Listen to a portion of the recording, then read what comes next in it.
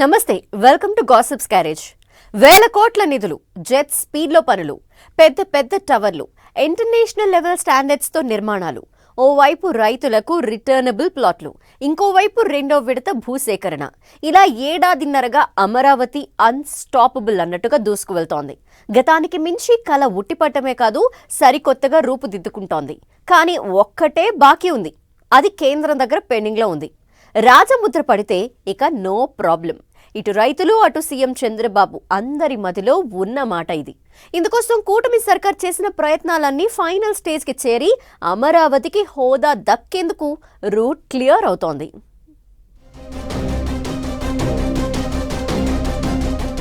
AP రాజధాని Amaravati unstoppable. ఇంకో నెల రోజుల్లోనే అమరావతికి చట్టబద్ధత. న్యాయశాఖ ఆమోదం. నెక్స్ట్ కేబినెట్ కు ఫైల్. పార్లమెంట్ బడ్జెట్ సెషన్లో బిల్లు పెట్టే ఛాన్స్. పార్లమెంట్లో ఆమోదం తరువాత అమరావతికి గెజెట్. మార్చిలోగా రాజధానికి ఆమోదముద్ర పాఠం ఖాయమా? ఎక్కడా ఎలాంటి అడ్డంకులు రావద్దు, అపోహలకు కూడా ఛాన్సే ఉండద్దు. ఏపీ రాజధాని అంటే అమరావతి అని ప్రౌడ్గా చెప్పుకునేలా క్యాపిటల్ కు అన్ని రైట్స్ ఉండాల్సిందే. గత 5 ఏళ్లలో జరిగిన డ్యామేజ్ చాలు, మళ్లీ అలాంటి సీన్ రిపీట్ కావద్దు అంటున్నారు ఏపీ సీఎం చంద్రబాబు. రెండోసారి నవ్యాంధ్రకు సీఎం అయినప్పటి నుంచి రాజధాని విషయంలో పకడ్బందీ వ్యూహరచన చేస్తున్నారు. ఏపీ రాజధాని అమరావతి ఫిక్స్ అయిపోండి అంటూ క్లారిటీ ఇస్తోంది కూటమి సర్కార్.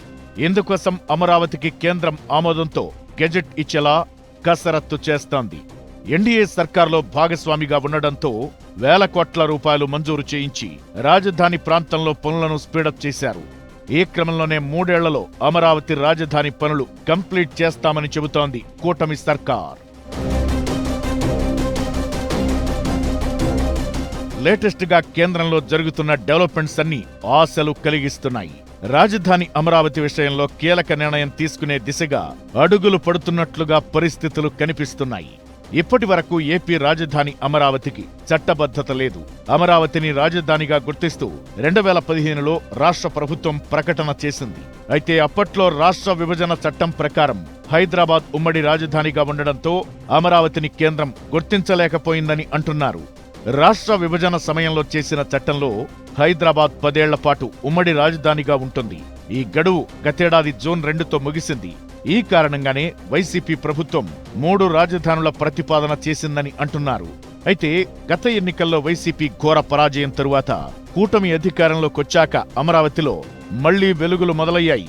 రాజధాని విషయంలో మాజీ సీఎం జగన్ చేస్తున్న కామెంట్స్, మధ్యలో సజ్జల ఇస్తున్న క్లారిటీలు, ఇలా ఎవరి వాదన ఎలా ఉన్నా రాజధాని రైతులను ఆ ఒక్కలోటు బాధిస్తోంది.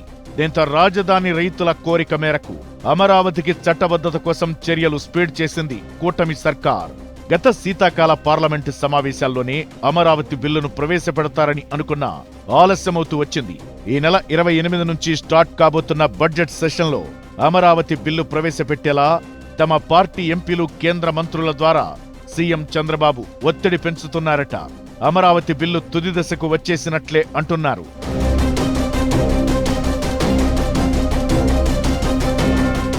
కేంద్ర న్యాయశాఖ మంత్రి అర్జున్ రామ్ మేఘ్వాల్తో సీఎం చంద్రబాబు ఈ మధ్య కీలక చర్చలు జరిపారని అంటున్నారు. రాజధాని అంశంపై డిస్కస్ చేసినట్లు ఇన్సైడ్ టాక్. కేంద్ర మంత్రితో మాట్లాడిన తరువాత సీఎం చంద్రబాబు అమరావతిపై తన గళం గట్టిగా వినిపించారని అంటున్నారు. రాజధానిని కదపడం ఎవరి వల్ల కాదని స్పష్టం చేసిన చంద్రబాబు రైతుల త్యాగాలతో ఏర్పడిన రాజధానిని పటిష్టం చేస్తామని ప్రకటించారు. అమరావతి ఏపీ శాశ్వత రాజధాని అని ఇంకోసారి క్లారిటీ ఇచ్చే ప్రయత్నం చేశారు. గత పార్లమెంటు సెషన్లోనే అమరావతి బిల్లు ప్రవేశపెట్టాల్సి ఉండగా న్యాయశాఖ పరిశీలన ఆలస్యం కావడంతో లేట్ అయిందని అంటున్నారు. ఇప్పుడు న్యాయశాఖ నుంచి కేంద్ర పట్టణాభివృద్ధి శాఖకు బిల్లు వెళ్లిందని, అక్కడ బిల్లును త్వరగా క్లియర్ చేసి కేంద్ర కేబినెట్ కు పంపించేలా కసరత్తు చేస్తున్నారట. అంతా అనుకున్నట్లు జరిగితే ఫిబ్రవరిలో జరిగే పార్లమెంటు సమావేశాల్లో అమరావతి బిల్లు పాస్ అయి రాష్ట్రపతి దగ్గరకు వెళ్లడం ఖాయమంటున్నారు. మార్చిలో రాజధానికి రాజముద్ర పడబోతోందని కూటమి నేతలు ఆశాభావం వ్యక్తం చేస్తున్నారు. ఈసారైనా రాజధానికి గెజెట్ వచ్చేనా? కేంద్రంలో ప్రాసెస్ ఏదైనా లేట్ అయి ఇంకా టైం పట్టే అవకాశముందా అనేది వేచి చూడాలి.